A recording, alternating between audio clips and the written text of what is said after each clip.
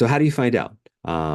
Sometimes the answer is Google it, but also by doing that, we can just run with that, or we can pause and say, so it sounds like Google's an authority for you. And so every time these types of things come up, you have permission, you have the ability to encourage them to think about the infrastructure of their meaning and authority. When or where or with whom are we enough? Why is this a good question for authority, for looking at power and control?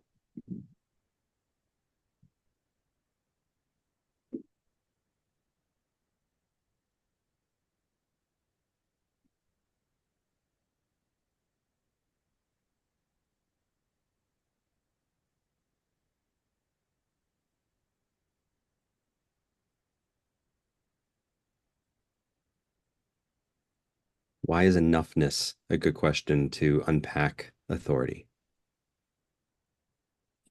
Because otherwise we're looking to someone else to fulfill that, right? So then we're giving our power away. We have to be Mm. enough already ourselves so that the power stays centered enough. Shame is probably many things, but one of the things is certainly a wrestling with good enough to some level. And Hello. hi. I think you're talking to someone. Oh, let's mute her. That's what you said. Um, and so worthiness is an issue of power, is an issue of authority. Um, and so when we process shame with clients, or maybe even ourselves, it can be very valuable to go back to where am I enough? Not just where am I not enough? And then again, using sort of the safe space of your non-anxious presence and your thoughtfulness, being able to tease that out with them. Was it or will it be worth it in the end? Um, this is a cool one because it helps them think about the journey. It helps them think about uh, cost benefit analysis. It helps them zoom out and say, this probably matters, this probably doesn't. And then probably my most common question with couples or more than one person in the room at the same time is getting them to get better at what I call cognitive empathy, which is we don't have to do all the feelings, but can you like kind of anticipate what's going on in the other person's mind? What's their point? Why do you think it matters to them? And that, again, that goes back to orienting and then connecting to the infrastructure, helping them ground and then look up at what matters to them. Especially for the clients that are more rambly or more anxious and don't always know what their own point is until they talk it out. That's totally fine. But after 28 minutes, I'm probably going to say, so you've said a lot. What would you like me to focus on? And why does that matter to you? And so that's totally fine. You can absolutely do that. And it's, I'm putting all this out here as a spiritual lens. And when I think about what the point is, I think about purpose. And spirituality is very much about that. When I think about why does it matter to you, I think about intention or value. And that's very much entrenched within the spiritual dimension. One that we will get to quite a bit is, do you have to? A lot of times people put pressure on themselves to do it the right way, to do it the way someone else told them, to do it though because they think they have to in they need to, they ought to, they gotta, whatever the case may be. And so just simply pausing and saying, do you have to? And try not to be super sarcastic. The clients don't totally love that, but be curious when you can be curious and hold space to genuinely wondering if they have to. Then that helps meet them where they're at because in that moment, when they say that thing that has pressure, they feel that they have to. Some go-to statements that I use. Um, this you can frame this in your own way. Any of these, including the questions, you can frame these in your own ways, especially if you want to align it with your own models. A big existential one. Even if the universe, even if God, even if my parents, even if my coworkers don't care about me, I care. And so, even if the universe doesn't seem to care about me, I seem to care about the universe that I interact with. I seem to care about the small window of this world um, that I touch. I wonder who in your life convinced you that you weren't enough.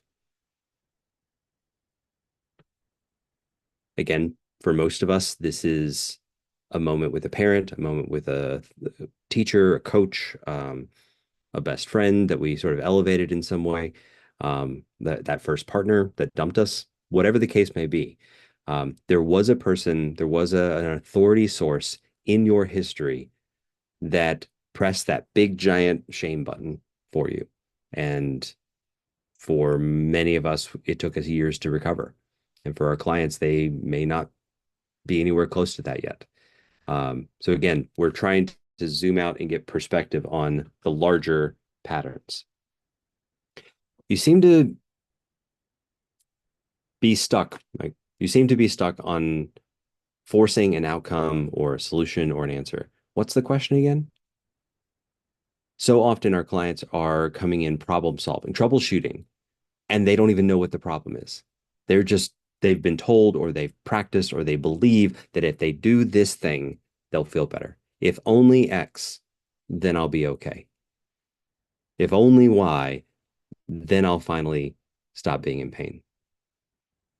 And oftentimes these contingency myths are misplaced. They're inappropriate to the situation or to the relationship or to the issue that's going on in their mind. And because I'm a relational person, I ended with another relational statement. Say this to them. And so I'll actually walk them through this. I think I have this need for autonomy. I think I have this need for freedom. I think I have this need for peace. How can we meet it together? And this sentence or this sort of equation does many good things. I think I have. This is a great way to be tentative, to remind them that we don't have to be desperate. We don't have to strive for urgently fixing all of our things as quickly as possible. So I think I have this need for, and then what is the larger theme? What is the larger need? What's a value? What's a virtue? What's a tenet of your existence that really gives you purpose and connection and energy in your life? Um, Again, things like peace, adventure, order, uh, spontaneity, whatever the case may be. Like it doesn't, everyone's got a little bit of a different thing. And it doesn't have to always be a core need, but oftentimes these are core values. These are core needs. How can we meet it together? And this reinforces teamness instead of competition for validation.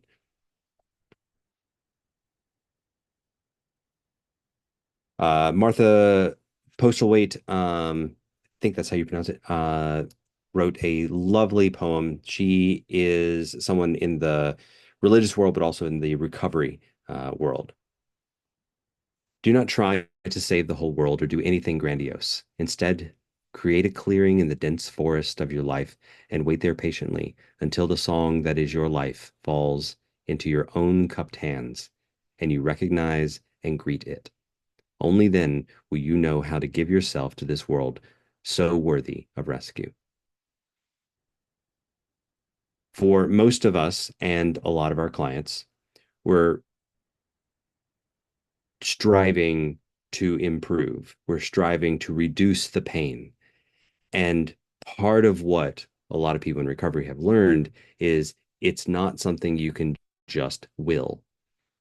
It's something you have to infrastructurally support.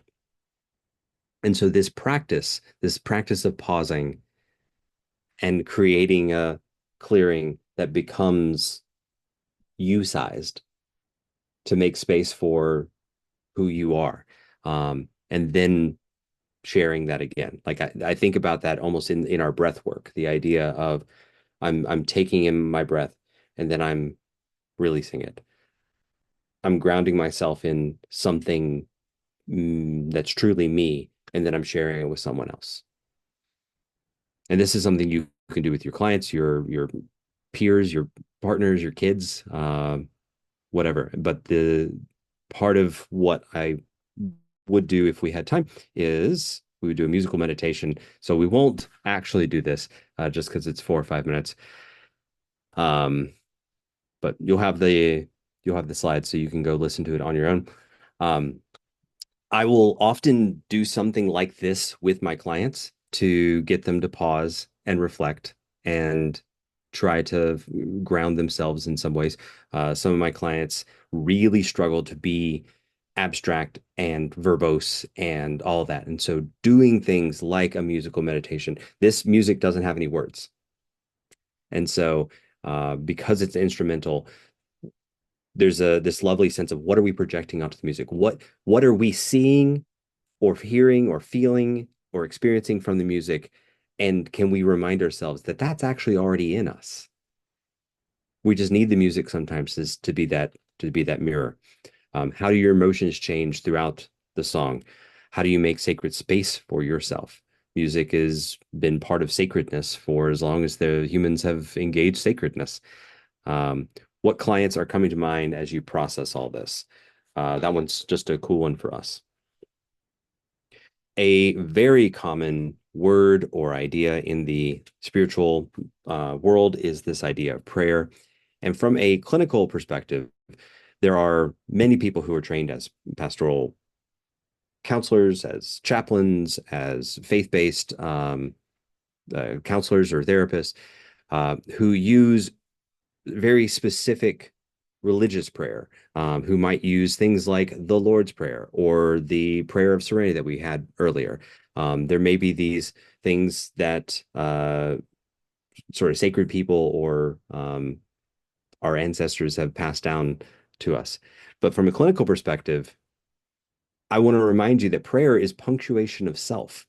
And those of you who may not be familiar with the idea of punctuation, think about the idea of this. This comes from cybernetics and family systems. The idea of a sphere, that there's a reality inside the sphere, but the sphere is opaque. You can't see into it. And so you go somewhere on the sphere, you poke a hole, and you see the world, you see that reality from that one vantage point. And that's the only perspective you have in that moment. Now, that doesn't mean you can't move to another spot and poke a hole and look in and get a different perspective. But prayer as punctuation of self, to me, this is like prayer is an opportunity or an experience, a practice of choosing to look at yourself through a particular lens. The literature on mindfulness is very rich. We don't need a full rehash on this. Essentially, are you being non-judgmental in your present-oriented awareness? Are you holding space for yourself and for the reality around you? Groundedness. Prayer is very particularly good at grounding. It seems to really help people uh, root or reconnect themselves with the things that matter to them. And that might be an abstract grounding, like I'm focusing on a mantra or an idea. The I'll be okay, even something as simple as that, all the way to more physical groundedness, being able to root yourself into your chair or into your breath. And then the work on embodiment, recognizing that when we check in with our body, when we eat mindfully, when we move in ways that are consistent with what our body can or cannot do, that itself is also a kind of prayer, that we are tapping into our body's abilities and capacities in a conversational kind of way. So what does our body try to communicate to us? All right, this is the tool that you can certainly use with your clients. It's just a little 8-cell thing that I walk through, and I do this on the board. or I do this in a PowerPoint if I'm on Zoom or something like that. And I start off by saying, uh, why in psychological circles is should considered a cuss word? Anyone want to take a stab at that one?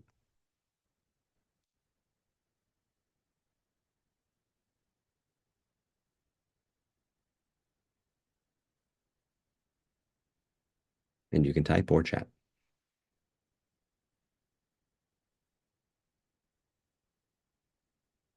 Why is should a naughty word?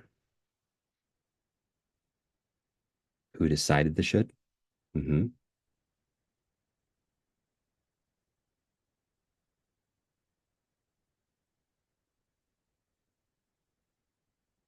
You've certainly heard the phrase "don't shit on me," or "you're shitting yourself." I believe another famous CBTer said many people are guilty of masturbation. It doesn't imply action or progress. There's just judgment. There's just, yeah. Um, I talk about how should is a forced reality that does not factor in who you are or what the situation is.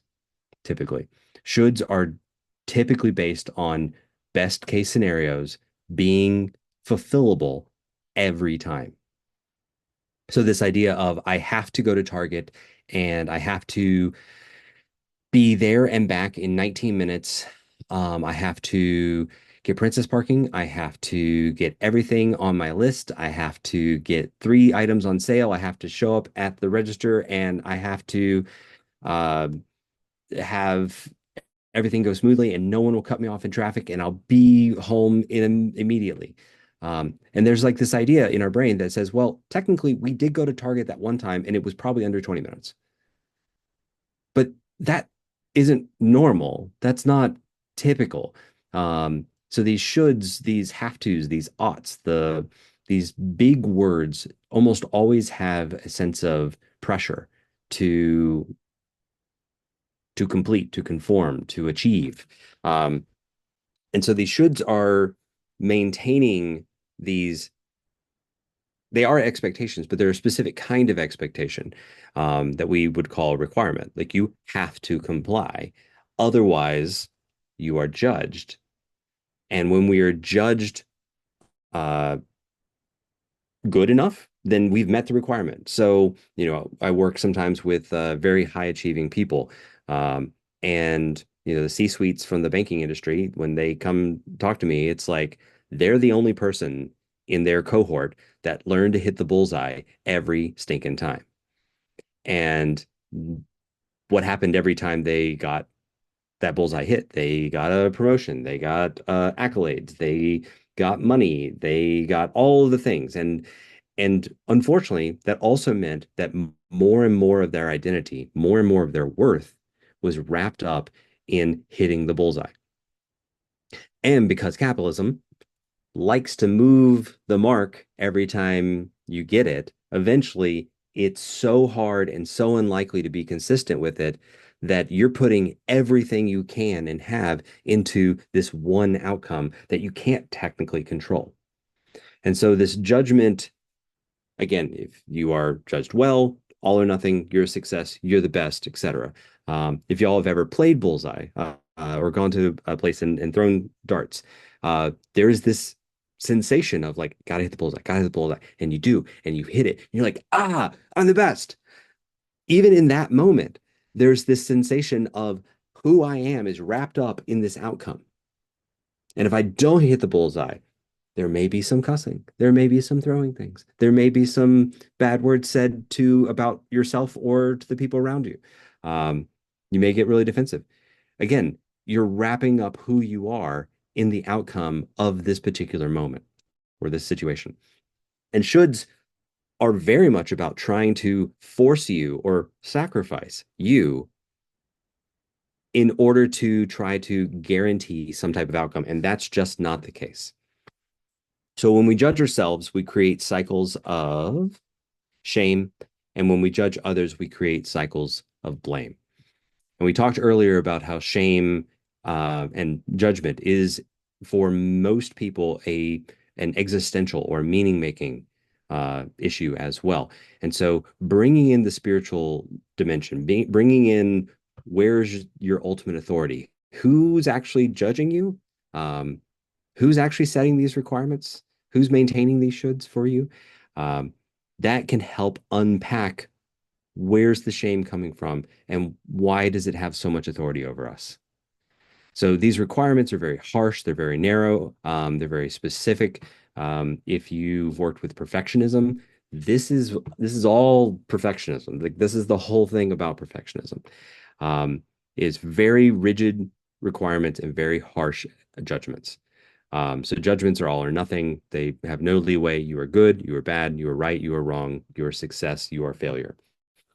And since all shoulds have it built in that you will always be judged right or wrong, then even if you get it right 99 times and you get it wrong the last time, well, I guess you suck. So what do we do about this? So we'll spend the last 5 minutes on this part. So what do we do about this? Well, we shift the paradigm.